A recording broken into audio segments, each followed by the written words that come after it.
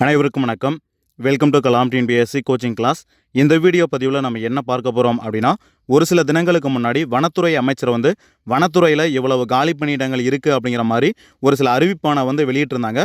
So அதில் பார்த்தீங்கன்னா நிறைய பேருக்கு வனத்துறையில் இவ்வளவு காலி பணியிடங்கள் இருக்குது அப்படின்னு கண்டிப்பாக தெரிஞ்சிருக்கும்.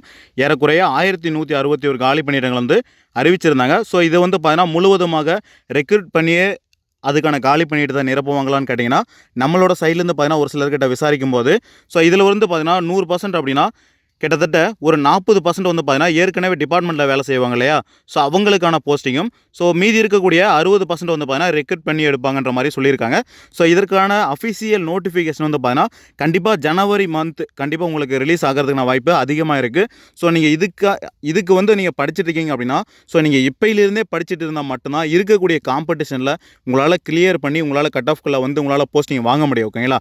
ஸோ இது இதுக்கு முன்னாடி TNPSC எழுதுனாலா இருந்தாலும் சரி, இல்லை PC எக்ஸாம் எழுதினவங்களாக இருந்தாலும் சரி, ஓகேங்களா? ஏன்னா கட் ஆஃப் பார்த்தீங்கன்னா முந்தைய ஆண்டுகளில் நடைபெற்ற தேர்வுகளை விட இப்போ வரக்கூடிய கட் ஆஃப் ரொம்பவே அதிகமாக இருக்குது. ஸோ அதனால் நீங்கள் இப்போயிலிருந்தே ப்ரிப்பரேஷனை ஸ்டார்ட் பண்ணால் மட்டும்தான் உங்களால் இந்த வனத்துறை எக்ஸாமில் கண்டிப்பாக பாஸ் பண்ண முடியும். ஓகேங்களா? ஸோ அதே போல் பார்த்தீங்கன்னா இந்த பதிவில் நம்ம ஷேர் பண்ணக்கூடிய தகவல், ஸோ இதுக்கு நீங்கள் ஒரு போஸ்ட் கொடுத்துருக்காங்க. அதாவது பார்த்தீங்கன்னா forest guard with driving licence, forest watcher அப்படின்னு சொல்லிட்டு கிட்டத்தட்ட ஒரு 3 விதமான போஸ்ட் உங்களுக்கு இருக்குது. சரிங்களா? ஸோ இந்த 3 போஸ்ட்லேயும் ஒரு போஸ்ட்டுக்கு நீங்கள் என்ன குவாலிஃபிகேஷன் இருக்கணும், ஏஜ் என்ன, எந்த புக்ஸை நீங்கள் படிக்கணும், சிலபஸ் என்ன இருக்கும், எந்தெந்த எக்ஸாம் பேட்டர்ன் எந்த டைப்பில் இருக்கும், கொஷின்ஸ் எவ்வளோ கேட்பாங்க, அதுக்கான நேரங்கள் எவ்வளோ கொடுப்பாங்க அப்படிங்கிறத பற்றி எல்லா தகவலுமே இந்த பதிவில் நம்ம ஷேர் பண்ண போகிறோம். ஸோ சொல்லக்கூடிய தகவலை முழுமையாக கேட்டிங்க அப்படின்னா இந்த ஃபாரஸ்ட் எக்ஸாமை நீங்கள் கண்டிப்பாக எக்ஸாம் எழுதுறதுக்கு உங்களுக்கு எந்த ஒரு டவுட்ஸும் இல்லாமல் நீங்கள் படிக்கிறதுக்கு ஸ்டார்ட் பண்ணுவீங்க. ஓகேங்களா? ஸோ ஃபஸ்ட்டு பார்த்தீங்க அப்படின்னா தமிழ்நாடு வன சீருடை பணியாளர் தேர்வு குழுமம் மூலம் 1161 வன சீருடை பணியாளர் பார்த்தீங்கன்னா தேர்வு செய்யப்பட இருக்கிறார்கள். ஓகேங்களா? ஸோ இந்த வேகன்சி பார்த்தீங்கன்னா ரொம்பவே அதிகமான வேகன்சி. இதுக்கு முன்னாடி ப்ரீவியஸ் இயர்ஸ்லாம் பார்த்தீங்கன்னா ஃபாரஸ்ட்லேருந்து வரக்கூடிய நோட்டிஃபிகேஷனில் மிகவும் குறைவான காலி பணியிடங்கள் தான் உங்களுக்கு அறிவிப்பாங்க. ஓகேங்களா? ஸோ அதனால் இவ்வளோ வேகன்சி இருக்குது, நீங்கள் இதை பயன்படுத்திக்கோங்க. ஓகேங்களா? ஸோ இதுக்கான அப்ளிகேஷன் பார்த்தீங்கன்னா நீங்கள் இந்த வெப்சைட்டில் நீங்கள் செக் பண்ணுற மாதிரி இருக்கும். அதாவது www.forest.tn.gov.in அப்படிங்கிற வெப்சைட்டில் தான் பார்த்தீங்கன்னா இதற்குண்டான எல்லா டீட்டெயிலுமே இந்த வெப்சைட்லேயே கொடுத்துருப்பாங்க. நீங்கள் ஒரு முறை இந்த வெப்சைட்டை விசிட் பண்ணி பாருங்கள். ஓகேங்களா? ஸோ இதுக்கான அப்ளிகேஷன் பார்த்தீங்கன்னா நீங்கள் ஆன்லைனில் தான் போடுற மாதிரி இருக்கும். எக்ஸாம் பார்த்தீங்கன்னா OMR ஷீட். ஓகேங்களா? OMR ஷீட்டில் உங்களுக்கு நடக்காது, எல்லாமே CBT. ஓகேங்களா? கம்ப்யூட்டர் பேஸ்ட் எக்ஸாமில் தான் பார்த்தீங்கன்னா உங்களுக்கு எக்ஸாம் நடைபெறும். ஸோ அதே போல் பார்த்தீங்கன்னா ஃபிசிக்கல். ஓகேங்களா? ரிட்டன் எக்ஸாமில் ஆன்லைன் எக்ஸாமில் நீங்கள் பாஸ் பண்ணிட்டீங்க அப்படின்னா அடுத்த கட்டமாக ஃபிசிக்கல் நடக்கும். ஓகேங்களா? ஏறக்குறைய ஒரு 25 கிலோமீட்டர் ஒரு 4 மணி நேரம் சம்திங் நினைக்கிறேன். அடுத்தது நான் சொல்கிறேன் பாருங்கள். ஓகேங்களா? ஸோ ஃபிசிக்கலில் நீங்கள் இது பண்ணிட்டீங்க அப்படின்னா மெடிக்கல். ஓகேங்களா? மெடிக்கலில் நீங்கள் போவீங்க. ஸோ மெடிக்கலில் பார்த்தீங்கன்னா இந்த ஒரு எக்ஸாம் பொறுத்தவரையும் மெடிக்கலில் நீங்கள் ரொம்பவே ஸ்ட்ராங்காக பிடிப்பாங்க. ஓகேங்களா? உங்களோட கண் பார்வை இதெல்லாம் பார்த்தீங்கன்னா தெளிவாக பார்ப்பாங்க. நெக்ஸ்ட் உங்களுக்கு டாக்குமெண்ட் வெரிஃபிகேஷன் அப்படிங்கிறது நடக்கும். ஓகேங்களா? ஸோ ஃபஸ்ட்டு பார்த்தீங்கன்னா இருக்கிறதுலையே ஃபஸ்ட்டு டாப் போஸ்ட் அப்படின்னு கேட்டிங்கன்னா உங்களுக்கு இதோட டாப் போஸ்ட் குரூப் 1 மூலயமா எடுப்பாங்க. ஓகேங்களா? ஆனால் ஃபாரஸ்ட் அந்த ஒரு இதிலே டேரெக்டாக ரெக்ரூட்மெண்ட் எடுக்கிறதுலே ஹையர் போஸ்ட் அப்படின்னா இது வனவர். ஓகேங்களா? அதாவது ஃபாரஸ்டர் அப்படிங்கிற போஸ்ட். ஓகேங்களா? இதுக்கான சம்பளம் பார்த்தீங்கன்னா 35,900. அதாவது சப் இன்ஸ்பெக்டர் இருக்கு இல்லையா, ஸோ அதற்கு ஈக்குவலான போஸ்ட் தான் இது. ஓகேங்களா? மினிமம் சேலரி 35,900, மேக்ஸிமம் சேலரி பார்த்தீங்கன்னா 1,13,500. ஓகேங்களா? ஸோ அதே போல் ஏஜ் வயது வரம்பு அப்படின்னு கேட்டிங்கன்னா 21லேருந்து 35 வரையும் பார்த்தீங்கன்னா உங்களுக்கு வயது இருக்கும். ஸோ இந்த வனவர் போஸ்ட்டு நீங்கள் கல்வி தொகுதி டிகிரி படிச்சிருக்கணும். ஓகேங்களா? டிகிரி அப்படின்னா ஏதாவது ஒரு டிகிரி படிச்சிருக்கணும் அப்படிங்கிறதெல்லாம் கிடையாது. இவங்க ஒரு 17 வகையான இதை கொடுத்துருக்காங்க. ஓகேங்களா? ஸோ இது நீங்கள் அஃபிஷியல் வெப்சைட்டில் போய்ட்டு செக் பண்ணி பார்த்தீங்கன்னா உங்களுக்கு தெரியும். ஓகேங்களா? மேக்ஸிமம் சயின்ஸ் அந்த ரிலேட்டடாக இருந்தால் மட்டும்தான் இதற்கு எலிஜிபிளாக இருக்கும். ஓகேங்களா? ஸோ இந்த எக்ஸாமுக்கான எழுத்து தேர்வு பார்த்தீங்கன்னா இந்த போஸ்ட்டுக்கான எழுத்து தேர்வு அப்படிங்கிறத பார்த்தீங்க அப்படின்னா ஸோ ஃபஸ்ட்டு பார்த்தீங்கன்னா பேப்பர் 1 நடக்கும். அடுத்து பார்த்தீங்கன்னா பேப்பர் 2 நடக்கும். ஓகேங்களா? பேப்பர் 1ல் 100 மார்க்ஸ் இருக்கும். மொத்தமாக 3 மணி நேரம் நடக்கும். ஸோ இதில் பார்த்தீங்கன்னா language Tamil, English, general knowledge, maths, reasoning அப்படின்னு சொல்லிட்டு ஃபஸ்ட்டு பேப்பரில் நடக்கும். சரிங்களா? மதியமாக பார்த்தீங்கன்னா உங்களுக்கு பேப்பர் 2 நடக்கும். அதில் 100 மார்க்ஸும் மினிமம் ஹவர், அதாவது எவ்வளவு நேரம் இருக்குன்னு கேட்டிங்கன்னா ஒரு 3 மணி நேரம் இருக்கும். இதில் சயின்ஸ் கொஷின்ஸ் மட்டும் தான் கேட்பாங்க. ஓகேங்களா? ஸோ நெக்ஸ்ட் பார்த்தீங்கன்னா 2வது போஸ்ட். ஃபஸ்ட்டு போஸ்ட் பார்த்தீங்கன்னா வனவர் அப்படிங்கிறத பார்த்தோம். 2வது பார்த்தீங்க அப்படின்னா ஃபாரஸ்ட் கார்டு வித் லைசன்ஸ். ஓகேங்களா?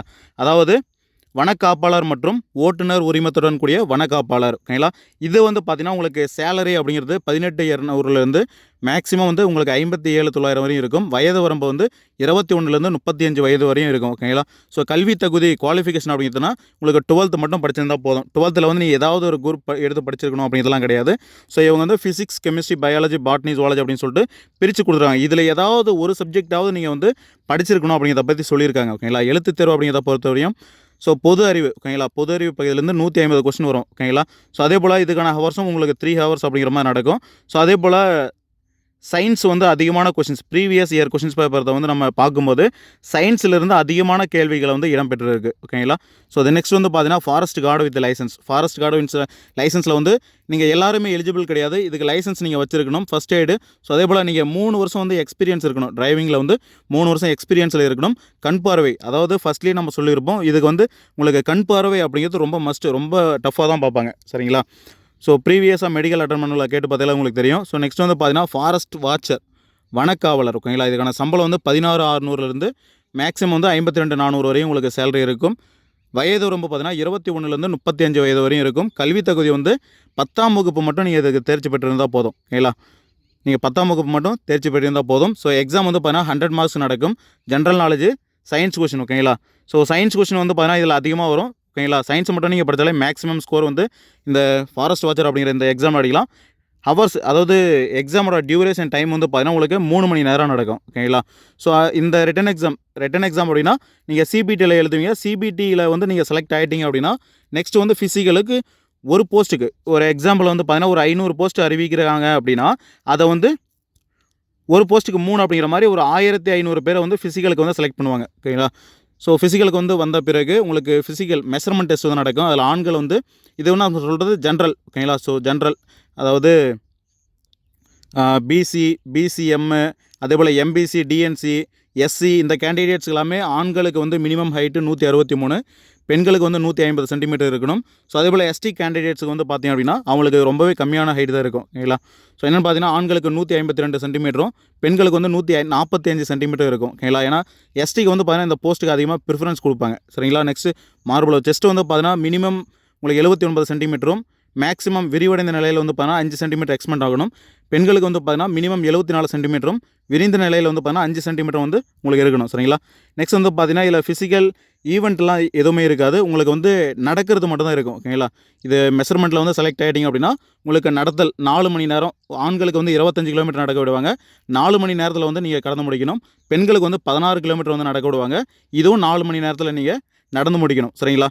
ஸோ அதே போல் வந்து ரொம்பவே ஈஸியாக தான் இருக்க போகுது. ஓகேங்களா? ஸோ அதனால் வந்து நீங்கள் ரிட்டன் எக்ஸாமில், அதாவது அந்த கம்ப்யூட்டர் பேஸ்ட் எக்ஸாமில் வந்து நீங்கள் எந்த அளவுக்கு ஸ்கோர் பண்ணுறீங்களோ அதுதான் வந்து உங்களுக்கு போஸ்டிங்கை வாங்கி கொடுக்கும். இது எல்லாருமே தெரியும்னு நினைக்கிறேன். ஏன்னா வந்து ஃபிசிக்கலில் எந்த ஈவெண்ட்டுக்கும் எந்த மாதிரியான மார்க்கும் கிடையாது. இந்த 4 மணி நேரம் அப்படின்னா 3.5 மணி நேரத்தில் வரவங்களுக்கு வந்து இவ்வளோ மதிப்பெண் அப்படிங்கிறதெல்லாம் கிடையாது. ஸோ 25 கிலோமீட்டரை 4 மணி நேரத்தில் கடக்கணும். இது வந்து ஒரு எலிஜிபிள் அப்படிங்கிற மாதிரி தான். சரிங்களா?